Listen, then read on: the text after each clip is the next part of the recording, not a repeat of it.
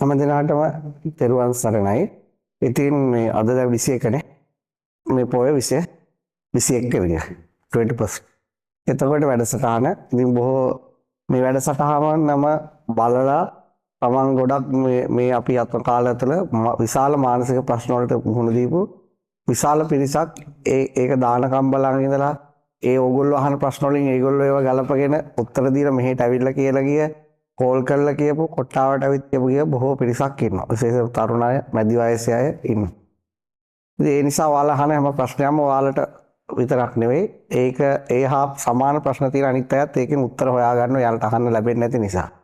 නිසා මම හිතන්නේ මේ අවුරුදු දෙක තුළ ලංකාවේ තරුණ අයට කියපු ධර්ම සාකච්ඡාවක් නැති තරම් මේක ඇර. ඉතින් මේකේ බොහෝ තරුණ ළමයි දහස් ගාණක් ලංකාවේ පිටතත් මැදි වයසේ අයත් බොහෝ අය මේකේ ප්‍රයෝජන ගන්නවා. ඒ ධර්ම බුදුහාමුදුරුවෝ පෙන්නනවා ධර්මය කියන්නේ විවෘත වුණාම බබලන්නේ. මේ ලෝකේ තුනක් තියෙනවා. විවෘත වුණාම බබලනවා. තව තුනක් තියෙනවා වැහුණාම බබලනවා. දැන් බුදුරජාණන් වහන්සේ කියනවා කාන්තාවක් විවෘත වුණාම, ඒ කියන්නේ නිර්වස්ත්‍ර වුණාම බබලීමක් නැහැ. ඒව ඇඳුම් වලින් වහගෙන ඉන්නකන් තමයි බබලන්නේ. ඒ වගේ තමයි ඔය යంత్ర මන්ත්‍ර ගුරුකම් කියනවා හැමෝම දැනගත්තාම ඒක ඇති මැජික් එකක් නැහැ. ඒ නිසා ඒක පරම්පරාවෙන් පරම්පරාවට හොරලහස ගෙනිච්චම තමයි ඒකේ වටිනාකම තියෙන්නේ. ඒ වගේ ඒවා වැහුණාම විවෘත වුණාම නෙවෙයි බබලන්නේ. හැබැයි දැන් මේ ඉර ගත්තාම වලාකුළු වලින් වැහුණොත් බබලන්නේ නැහැ. හැබැයි වලාකුළු නැත්තම් හොඳට ආලෝකමත් වෙනවා. එතකොට ඉර එළිය හොඳට එනවා, ඉර බබලනවා. හොඳත් එහෙමයි. හඳ වලාකුළු වලින් වැහුණාම ඝන වලාකුළු තට්ටුවක් ආවම හඳේ ආලෝකය බලන්න බෑ. ඒ වුණා හඳටත් ඒවෙන් විවෘත වෙලා පැහැදිලි වුණ අහසක් ආව තමයි හඳ බබලන්නේ. ඒ වගේ බුදුරජාණන් වහන්සේ දේශනා කරනවා මේ ධර්මයේ බබලන්නේත් එහෙමයි. ධර්මයේ බබලන්නේ සාකච්ඡා වුණාම, විවෘත වුණාම, ඒ ගැන කතා කරාම, ඒ ගැන අවබෝධ කරගත්තාම, ඒ කියන්නේ නිතර සාකච්ඡා වීම ධර්මයේ විශාල වශයෙන් බබලීමට හේතුවක්. ඒ නිසා ධර්මයේ කියලා කියන්නේ මොකක්ද? ධර්මයේ කියලා කියන්නේ තමන් මේ ගිනි ගන්න සිතක් නිවා ගන්න බුදුරජාණන් වහන්සේ අවබෝධ කරගත්තේ උතුම් වචන. ඒ උතුම් ධර්මය. එතකොට ඒ හිතක් නිවා ගන්න විදිහ, හිතක් අවබෝධ කරගන්න විදිහ තමයි අපි මේ සාකච්ඡා කරන්නේ. ඒක හැමදාමත් විවෘත වෙන මේ වගේ සාකච්ඡා කරලා විවෘත වුණාම බබලනවා. ඉතින් මේ දැන් මේ දාපු වැඩසටහන් පෙළ දැන් ඔයාලා තාම මාස 4ක් 5ක් තමයි උපරිම ඉන්නේ. නමුත් මේ දාපු වැඩසටහන් පෙළ බොහෝ තරුණ අය බොහෝ කාලයක් ප්‍රශ්න ඇති වුණාම නිරාකරණය කරගන්න භාවිතා කරගන්නේ. හරි. අපි අද ප්‍රශ්නේ එහෙනම් පටන් ගමු. අවසරයි අපි හඳුන්නේ. මගේ ප්‍රශ්නේ තමයි අපි බෞද්ධයන් විදිහට අපි දන්නවා නිවන ගැන. ඒකම මේ අනිත් ආගම් වල ස්වර්ගස්ත වෙනවා කියලා තියෙනවා. එතකොට මේ දේ පිවිසින් මවාගත්ත දෙයක්ද නැත්නම් මේ දේ ඇත්ත වශයෙන්ම සිදු වෙනවද කියන එක තමයි මගේ පළවෙනි ප්‍රශ්නේ. දෙවෙනි ප්‍රශ්නේ තමයි සති හරි ඉස්සෙල්ලා ඔකට උත්තරයක් දෙන්න ඉන්න දෙන්න එක. දැන් ඒක හොඳ ප්‍රශ්නයක්. දැන් බෞද්ධ වශයෙන් කියනවා මේ නිවන කියලා. එතකොට අනිත් අය කියනවා ස්වර්ගය කියලා. තව අය කියනවා ඒ විතරක් නෙවෙයි දෙවියන් වහන්සේ සමග එකතු වීම කියලා. එක ඒවා තියෙනවා. ඉතින් ඇත්තටම දැන් ලෝකේ තියෙන ආගමික ගැටලු වලත් ඒකනේ. දැන් අපි ගත්තොත් මැද පෙරදිග ඔය අප්ගානිස්තානය එතනින් ගියාම මේ මිනිස්සු කියන්නේ දෙවියන් වහන්සේගේ වචනය එයා සමග එකතු වීම. දෙවියන් වහන්සේ ගාවට යන එක. එතකොට ක්‍රිස්තියානි ආගමේ කියන්නේ ස්වර්ග රාජ්‍යයට යන එක. එතකොට බෞද්ධ අය කියන්නේ මේ නිවනට යන එක. හින්දු අය මොක්ෂයට කියලා එහෙම කියනවා. එතකොට ඒ බ්‍රාහ්මණ සමග එකතු වීම තව ගොඩක් ඒවා තියෙනවා. එතකොට දැන් මේවා ලෝකේ සත්‍ය කියලා දෙකක් නැහැ. සත්‍ය කියලා තියෙන්නේ මොකද්ද? එකයි. ලෝකේ සත්‍ය දෙකක් කොහෙවත් නැහැ. සත්‍ය තියෙන එකයි. එතකොට නිවන ඇත්තනම් ස්වර්ගයේ බොරුවක් වෙන්න එපායි. ස්වර්ගය ඇත්තනම් නිවන බොරුවක් වෙන්න ඕන. දෙකක් ඇත්ත නැහැනේ. ඊළඟ එක තමයි මම ඒක තව පැහැදිලි කරන්න ඔයා ඊළඟට කරා. මේ ඊට කලින් ඔයා මේක හිතේ මායාවද? දැන් අපි ගත්තොත් අපිට ඇහෙන් බලන ඒවා මේ රූප පේන්න තියෙනවා. එතකොට අපි ඒක විශ්වාස කරනවා ඒක බොරුවක් නෙවෙයි, ඒක පේන්න තියෙන දෙයක් කියලා. දැන් කතා කරනකොට ශබ්ද ඇහෙනවා. ඝට්ටන වුණාම ශබ්ද ඇහෙනවා. අපි ඒවා විශ්වාස කරනවා ඒවා අපිට ඇහෙන නිසා ඒවා තියෙනවා කියලා. ඒ වගේම අපි කන බොනකොට දිවට රස දැනෙනවා. අපි ඒක හිතින් තේරුම් ගන්නවා. එතකොට අපි ඒවා හිතින් තේරුම් ගන්න නිසා අපි හිතනවා ඒ රස ඇත්තක් කියලා. ඒ වගේ මේ පංචද්වාරයට අපි ඒ එක එක ඒවා එනවා. ඒව ගැන කල්පනා කරනවා. ඒ නිසා අපි ඒව විශ්වාස කරනවා. කල්පනා කරන නිසා ඒවා අපිට දැනෙන නිසා අපිට මොකක් කියලාද බොරු කියලා හිතෙන්නේ නැහැ. මොකක් කියලාද හිතන්නේ? ඇත්තක් කියලා. ඉතින් ඔච්චරයි. අර ඊයේත් මම අපේ කියදනේ මේ අපිට පංචද්වාරයට ඇහැට රූප විතරයි බලන්න පුළුවන්. අපි ලෝකේ කොහේ කවුරු හිටියත් දුප්පත් උනත් පොහොසත් උනත් උගත් උනත් නුගත් උනත් ඇහැට රූප ඇසන්ද වෙලා නැත්තම් ඇහැට ඡායාවන් වැටෙන එක විතරයි වෙන්නේ. කනට ශබ්ද ඇහෙන එක විතරමයි වෙන්නේ. ඒකෙන් ඊට එහා දෙයක් කරන්න බෑ. අපි ඉතින් මුළු ජීවිත කාලෙම පේනවා, ඇහෙනවා, විඳිනවා. ඒ කියන්නේ නහයෙන් ගඳ සුවඳ විඳිනවා, දිවෙන් රස විඳිනවා, කයෙන් පහස විඳිනවා. ඊට එහා දෙයක් මේ අපේ ශරීරයෙන් කරන්න බෑ. නේ අපි ඊයේ කරෙත් ඒ ටික, අද කරන්නෙත් ඒ ටික, හෙට කරන්නෙත් ඒ ටික, මරණ දවසට කරන්නෙත් ඒ ටික. ඉපදිච්ච දවසේ උනේත් ඔය ටික. ඊට එහා දෙයක් තියනවද? අපි කොච්චර සල්ලි අපි කොච්චර ධනවතෙක් වුණත් ඊට එහාට ඇහෙන් රූපෙට එහා දෙයක් පේන්නේ නැහැ. පේන ධනවත් කෙනෙක් ඉන්නවද ඇහෙන් රූපෙට එහා දෙයක් නැහැ. නේ එතකොට මේ ඒ වගේ පොඩි කොටුවක අපි ඉන්න. අපි හිතුවට ලොකු ලෝකෙක ඉන්නවා කියලා අපි ඇත්තටම රූප ලෝකයකට, ශබ්ද ලෝකයකට, පහස කියන ලෝකෙට ඒ ලෝකෙට අපි විතරයි අපිට තියෙන්නේ. ඊට එහා දෙයක් නැහැ. ඊට එහා දෙයක් සම්මුති ලෝකෙන් තමයි හදලා තියෙන්නේ. මෙයා දුප්පත්, මෙයා පොහොසත්, මෙයා උගත්, මෙයා නුගත්, මොන වුණත්, මොන පඬිත වුණත්, මොන වුණත් ওই ඡායා රූප ටිකක් තමයි තියෙන්නේ. එතනින් එහාට දෙයක් නැහැ. අර කැමරාවකින් කවුරු ෆොටෝ ගැහුවත් මොන ලස්සන වටිනම කැමරාවකින් ගැහුවත් ෆොටෝ විතරයිනේ තියෙන්නේ. ඊට එහා දෙයක් නැහැනේ. ඒ වගේ තමයි. නේ? හොඳම බබල් එකක් ගෙනල්ලා දාගෙන ඇහුවත් මේ ඒව නැතුව ඇහුවත් සද්ද විතරයි තියෙන්නේ. ඊට එහා දෙයක් නැහැ. කෝටි ගාණක් වටන බබල්ට උනා. ඒක හොඳයි. අර සද්ද හොඳට ඇහි එච්චර තමයි තියෙන්නේ. සද්ද විතරයි. සද්ද ලෝකේ. නහයට ඉතින් ගඳ සුවඳට එහා දෙයක් කරන්න බෑ. නෝන නාස් පොල්ල කඩා ගන්න විතරයි පුළුවන් ඊට එහා දෙයකට. ඊට එහා දෙයක් කරන්න බෑ. දිවට කොච්චර තිබුණත් රස දැනගන්න පුළුවන්. ඊට එහාට පුළුවන් දිවක පිළිකාරව මේ හැදිලා විනාශ වෙලා යන්න විතරයි. කය තියෙන ඇඟ තියෙනට ඕකේ තියෙන්නේ උණුසුම සීතල රස්නේ ඔය තද වෙන ගතිය බුරුල් වෙන ගතිය හොයාගන්න මිසක් ගෑනු 100ක් ගත්තොත් ඔය ඊට එහා දෙයක් කරන්න බෑ.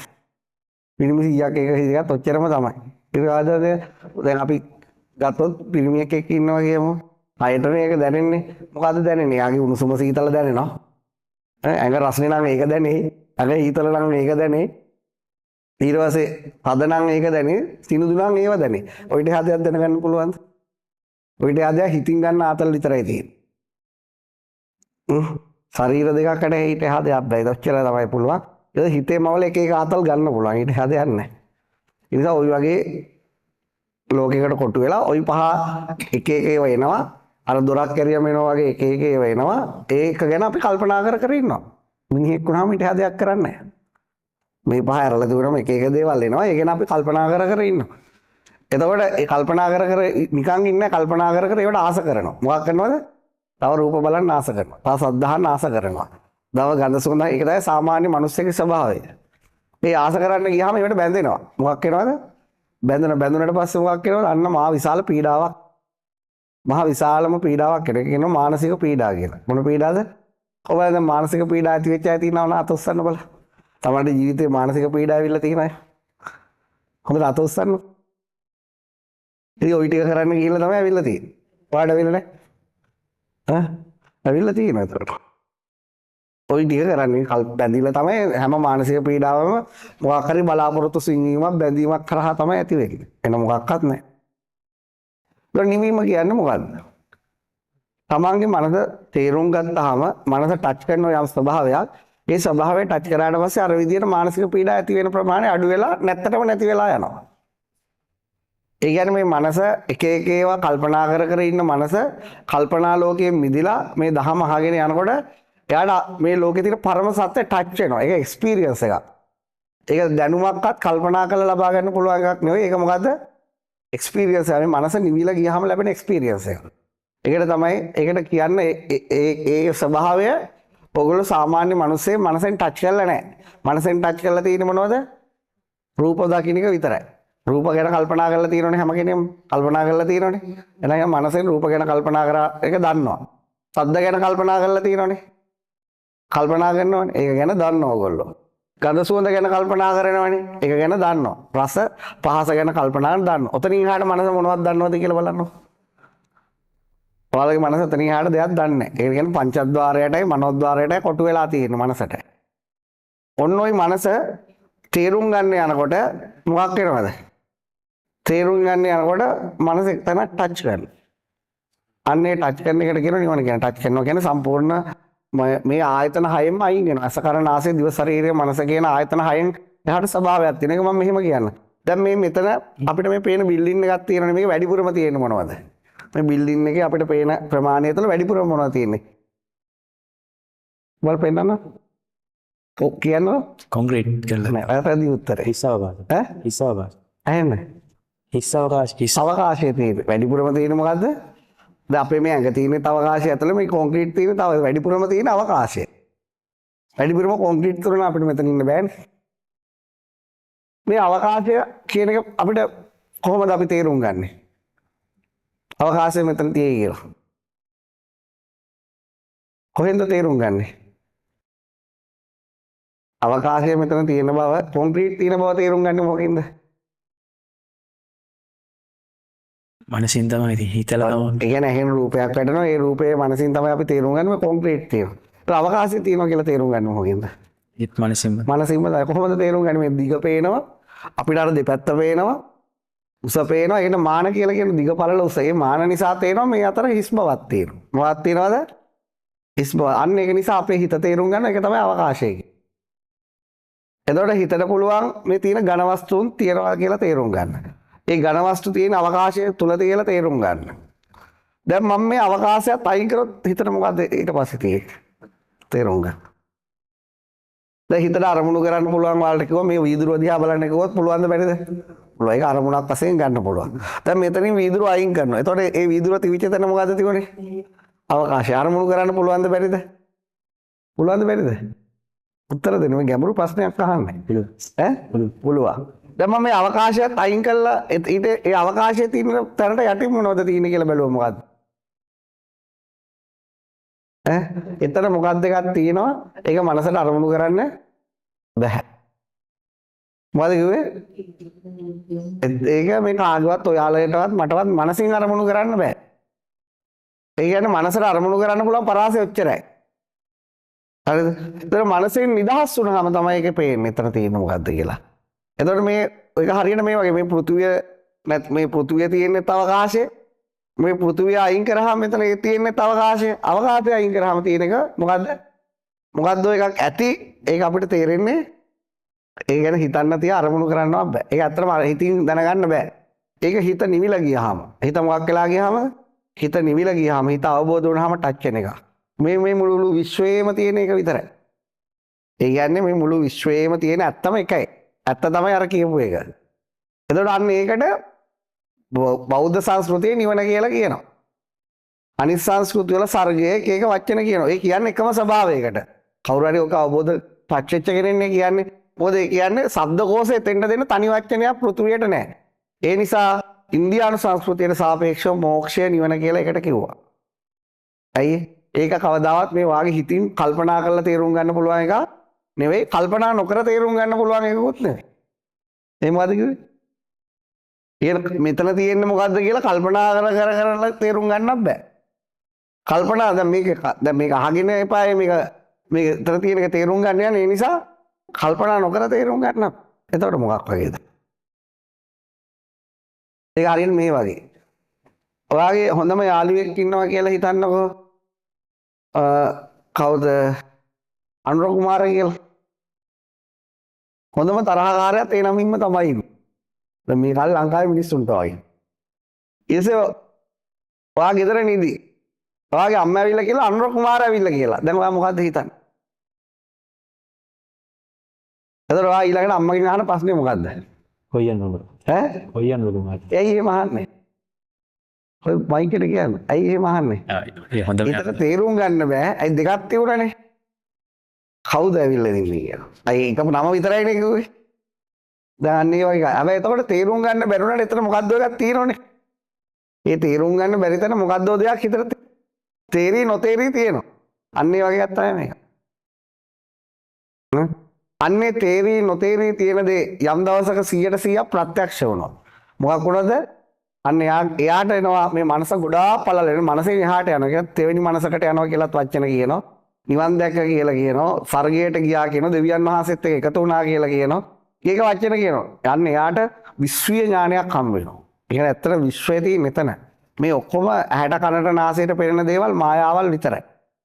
දැන් මේවට අපි කියන මේ ලෝකයේ කියන රියැලිටි එක. මොකක් කියලා කියනවද?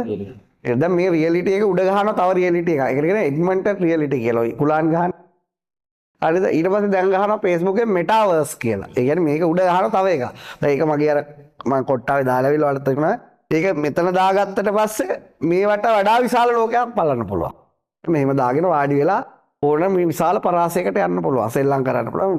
මියුසික් පුළුවන් ඕන එකක් පුළුවන්. හැබැයි ඒතකොට ඒක මේ ලෝකේ නෙවෙයි. ඒක තව හදපු කෘතිම ලෝකයක්. හැබැයි අපේ ඔළුවට පීලිං වෙන්නේ අපි වැටෙනවා. දැන් උදාහරණයක් ඔය සහන්ට දැම්ම කොට්ටාවේදී.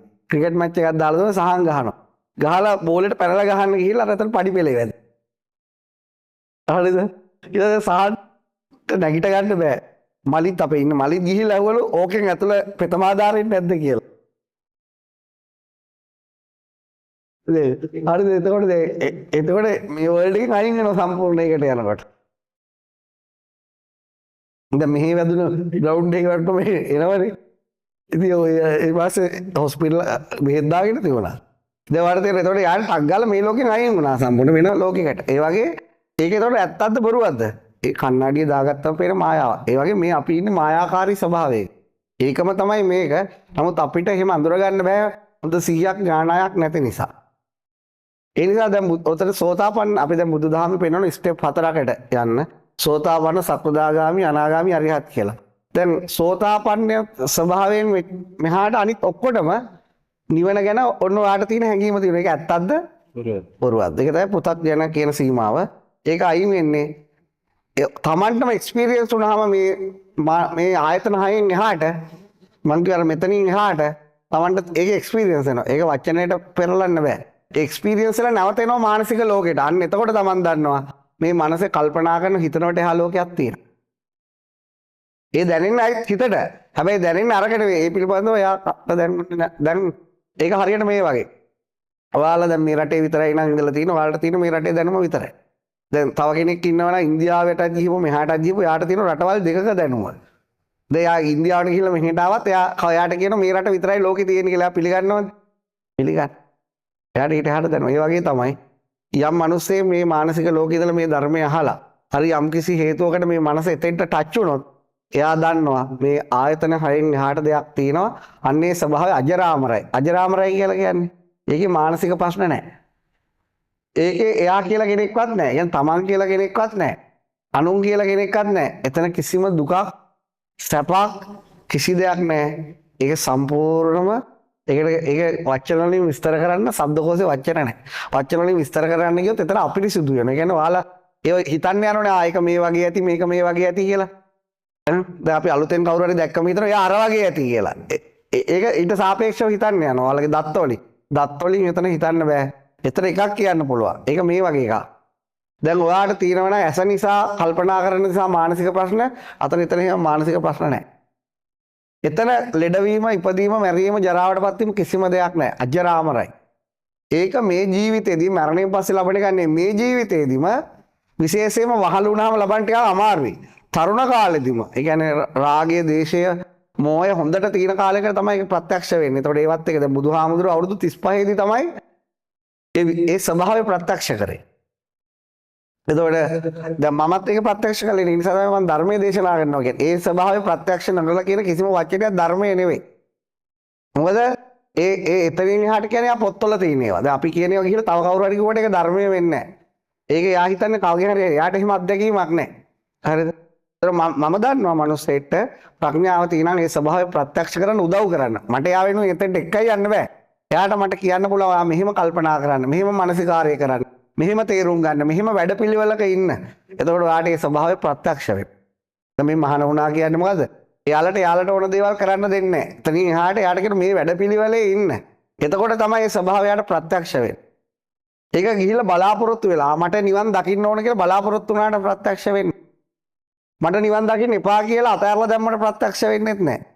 ඒක මජ්ක්‍ධිමා ප්‍රතිපදා. හිත මධ්‍යස්ථ කරගෙන ගැඹුරු ප්‍රඥා කියන්නේ සොයා නොසොයා ගන්න එක. සොයන්න ගියොත් හම්බ වෙන්නෙත් නැහැ. අතහැරලා දාලා කම්මැලිකමට හිටියත් හම්බ වෙන්නෙත් නැහැ. අන්න ඒ වගේ ස්වභාවයක්. මේ දැන් මේ පෘථුවියට ආපු අලුත් වචන ඒවා. ඔයාලා ඊට කලින් පුංචි කාලේ අහලා නැහැනේ සොයා නොසොයා සොයා ගන්න කියලා එක. ඒවා හදපු වචන ශබ්දකෝෂයට. ඇයි ඒ ගැන ඒක අපි දන්න නිසා. අපි දැන් හොයන්න කිව්වොත් ඔන්න ආසාව වෙලා දැන් ඔයාලට ටාගට් එකක් දෙනවා. ඩිග්‍රී ඩිප්ලෝමා එකක් ගන්න රස්සාවකට යන. ඒක නම් එහෙම ටාගට් දාලා කරන්න පුළුවන්. හැබැයි මේක ටාගට් එහෙම දාලා කරන්න බෑ. ඒතකොට ඒක මානසික ප්‍රශ්නයක් වෙනවා.